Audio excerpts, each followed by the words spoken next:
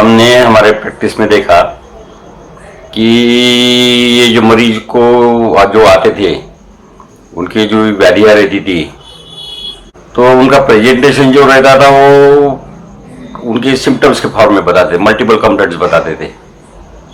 Maximum complaints जो रहती थी वो पेन के साथ रिलेटेड रहती थी, body pain, particular various reasons में, शरीर के अलग अलग भाग में एक प्रकार का उनको हमेशा के लिए दर्द होते रहता था, सालों साल से होते रहता था। लेकिन इलाज होने के बावजूद भी उनको यदि राहत नहीं मिलती थी तो हमारे पास में हमारा नाम सुन के आते थे।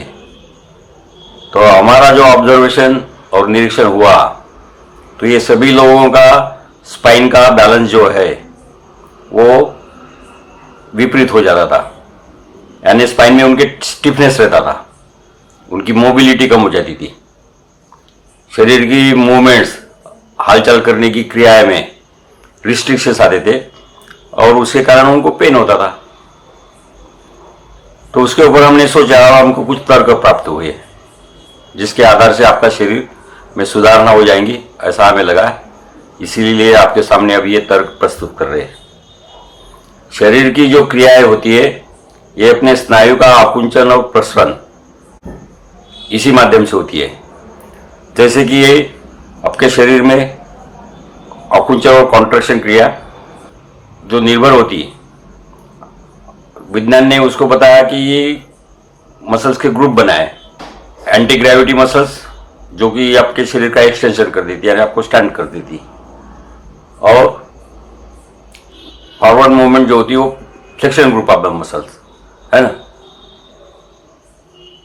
एंटी ग्रेविटी मसल्स आपका वो जो गुरुत्वाकर्षण शक्ति फोर्स है ना, उसके अगेंस्ट में एक्ट होती, तो एनर्जी तैयार होकर बॉडी को लिफ्ट कर लेती, यानी जमीन से ऊपर ला लेती।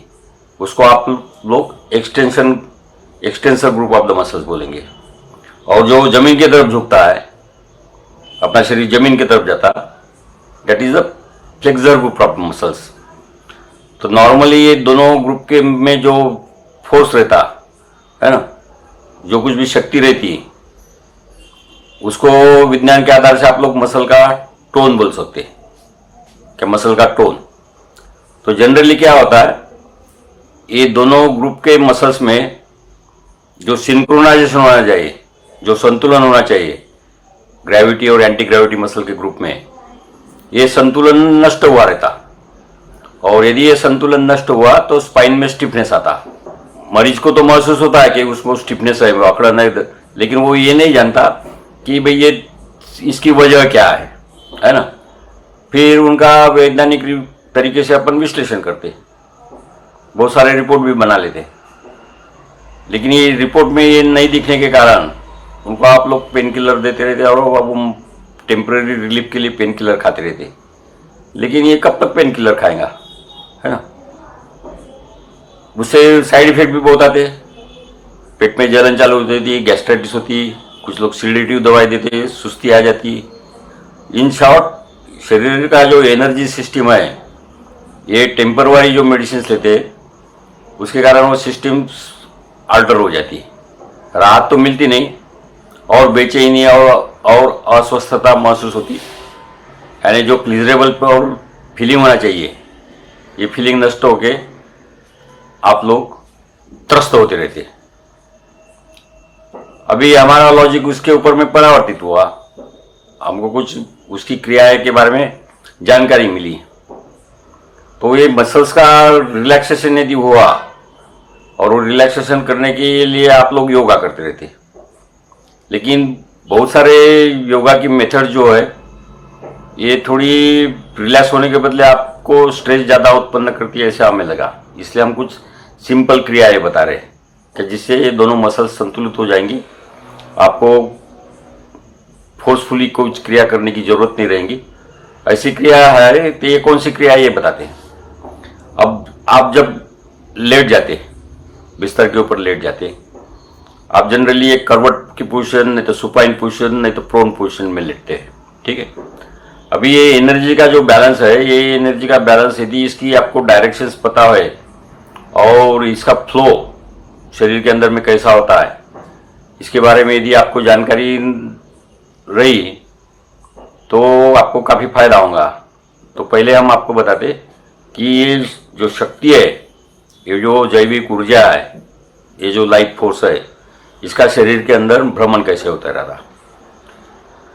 अभी आप जानिए कि आप 2 नॉस्ट्रिल से सांस लेते हैं, ठीक है, लेकिन एट ए टाइम में एक ही नॉस्ट्रिल काम कर रही था। भला ही आपके नाक को 2 छेद है, लेकिन सांस की गति जो चलती रहती वो अल्टरनेट एक नाक से बाद में दूसरे नाक से प्रवाह उसका चलते रहता।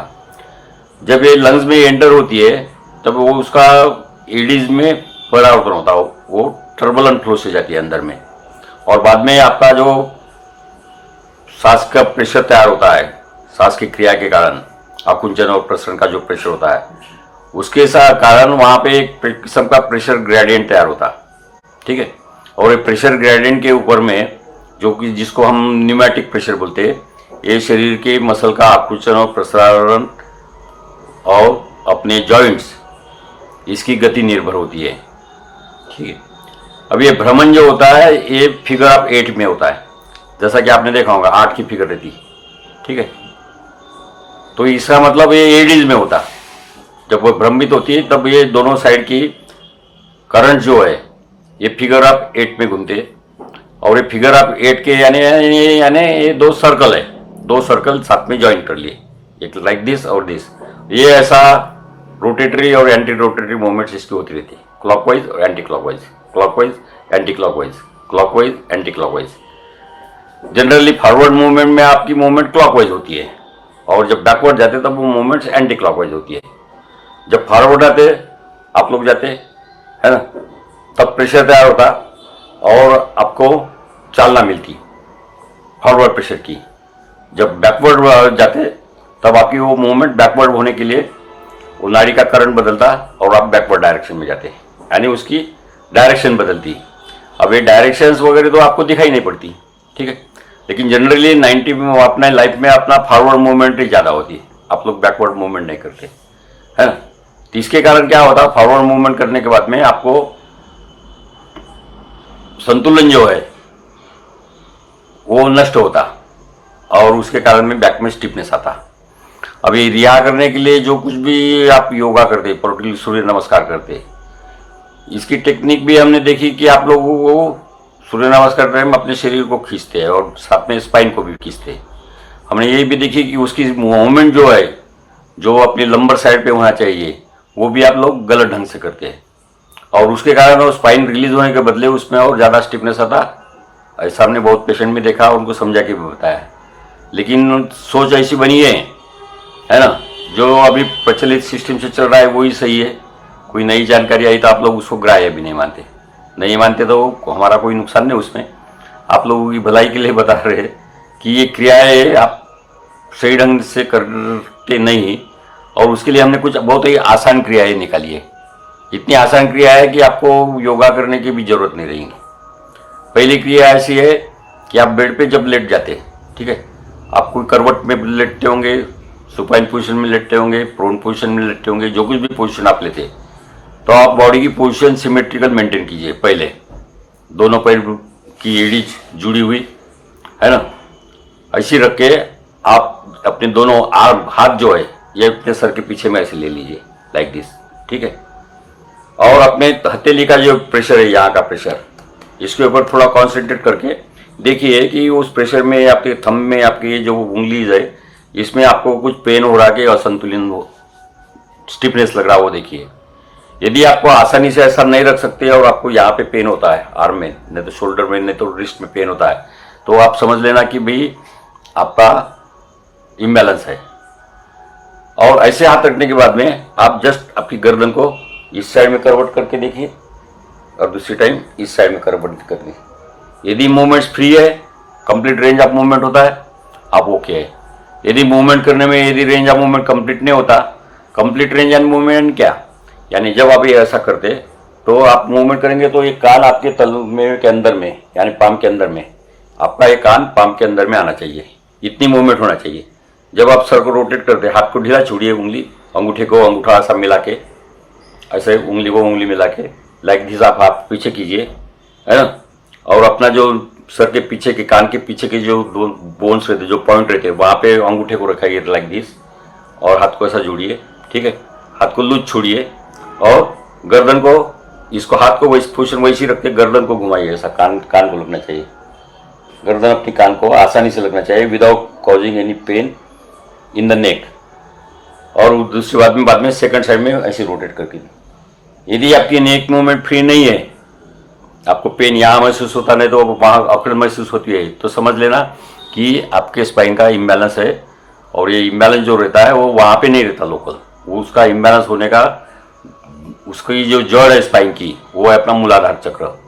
वहाँ से आपकी ये जो नाड़ी की गति है ये असंतुलित होने के कारण उसका रिफ्लेक्शन आपके नेक के ऊपर में, नेक मूवमेंट्स पे आ गया है। हाँ, अल्टीमेटली इसका नियंत्रण जो है ये आपके ब्रेन से कोऑर्डिनेट होता है, ठीक है।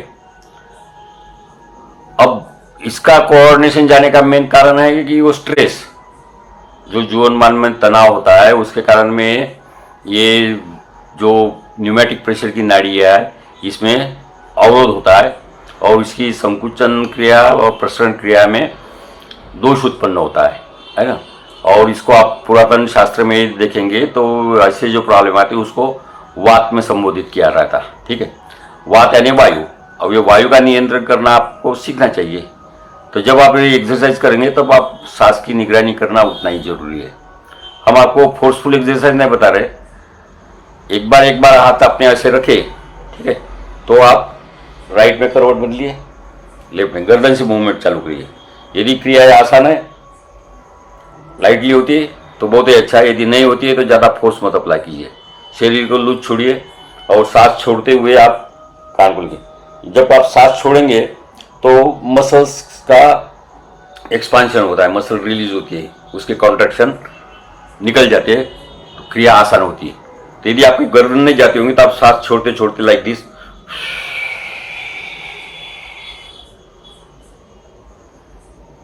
और जब सेंटर में आपकी गर्दन आती है तब को आपको सांस लेना है। यानी जब आपकी गर्दन बाहर की साइड में मुड़ती है तब आपको सांस छोड़ना। अब जब शरीर की सेंटर में आती है, मिड लाइन में जब आती है, तब आपको सांस लेना है। यानी क्या है, आपके शरीर की जो दूषित ऊर्जा है वो आप बाहर में उसका गमन कर रहे, और जो कॉस्मिक एनर्जी, जो लाइफ ऊर्जा है, वो आप ग्रहण करने के लिए आप बाहर से अंदर ले रहे। इसीलिए आपको मिड लाइन यानी मध्य रेखा में जब आपका सर आएगा तो बाहर से अंदर आने तक आपको सांस लेना है, और अंदर से बाहर जाते टाइम आपको सांस छोड़ना है। ये आप 4-5 बार भी करेंगे तो आपकी गर्दन की मसल्स, जिसको आप सर्वाइकल स्पोंडिलोलिसिस बोलते हैं, ये सही हो जाएगा। अभी गर्दन यदि रिलीज हुई, लेकिन बाद में थोरेसिक रीजन में, लंबर रीजन में भी आपको काफ़ी पेन रहता।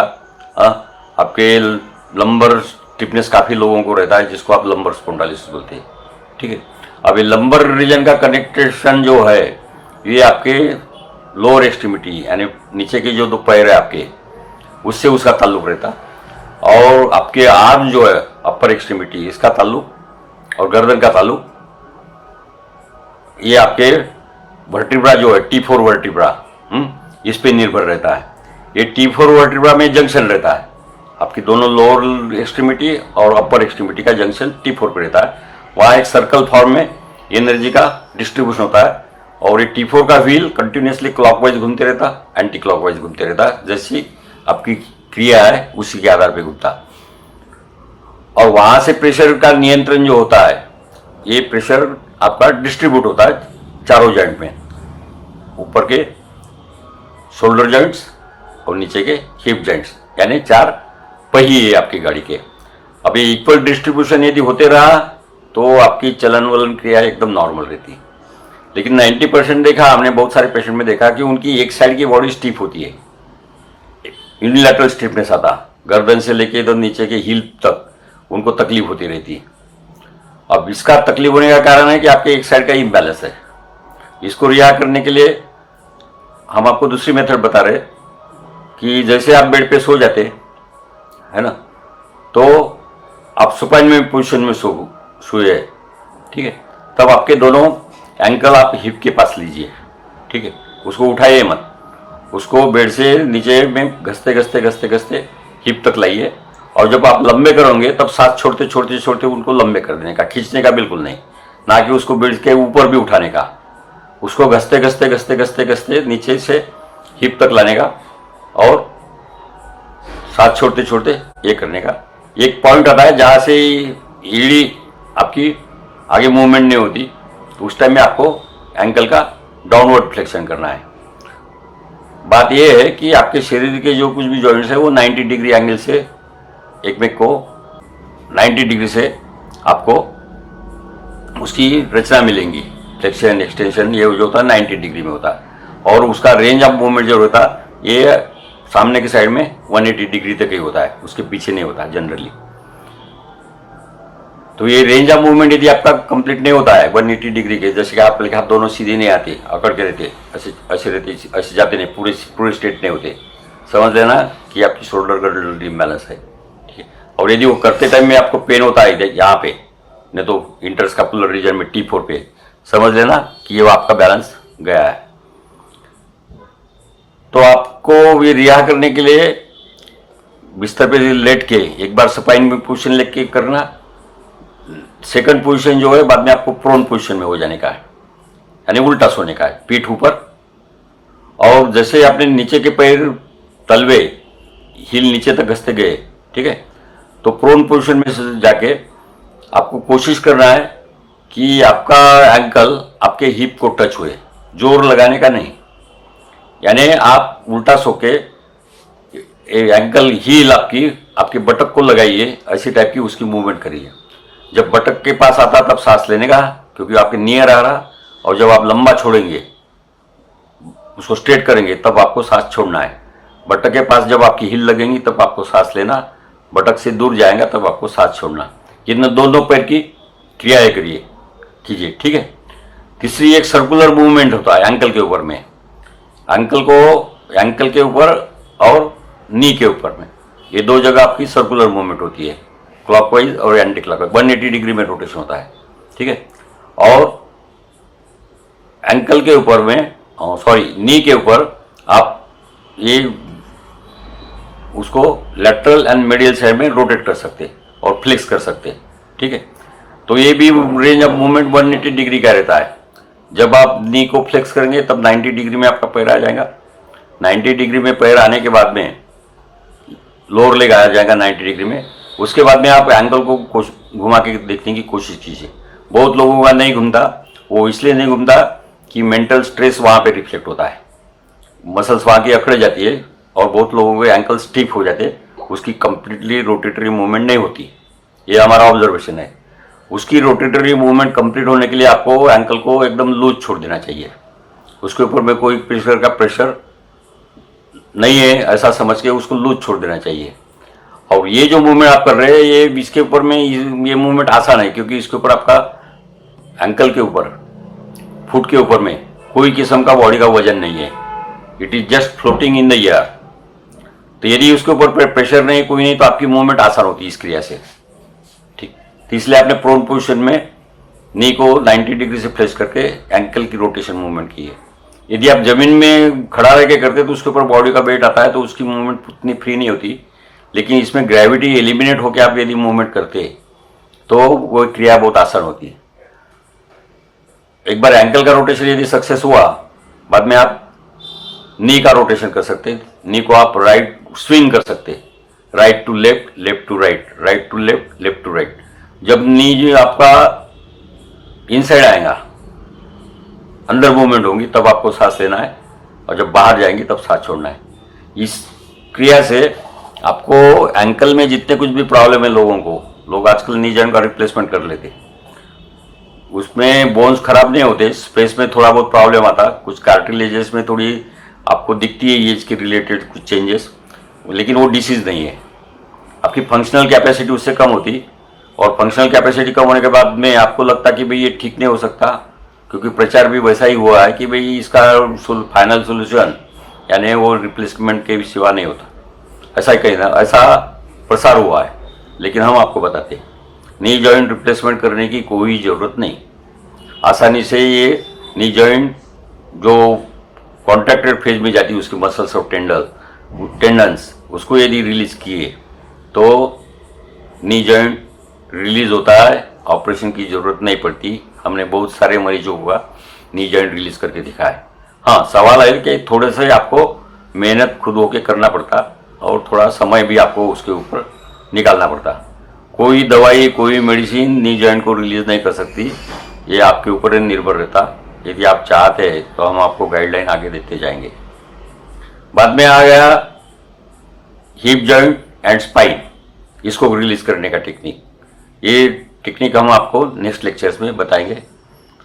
आप स्टेप बाय स्टेप हमारे जो मिडलाइन थेरेपी के कंसेप्ट्स है, जो कुछ तर्क हमको मिले उसको सुनते रहिए और फ्री टाइम में, रिलैक्स टाइम में आपके स्वयं के ऊपर उसके प्रयोग करके देखिए।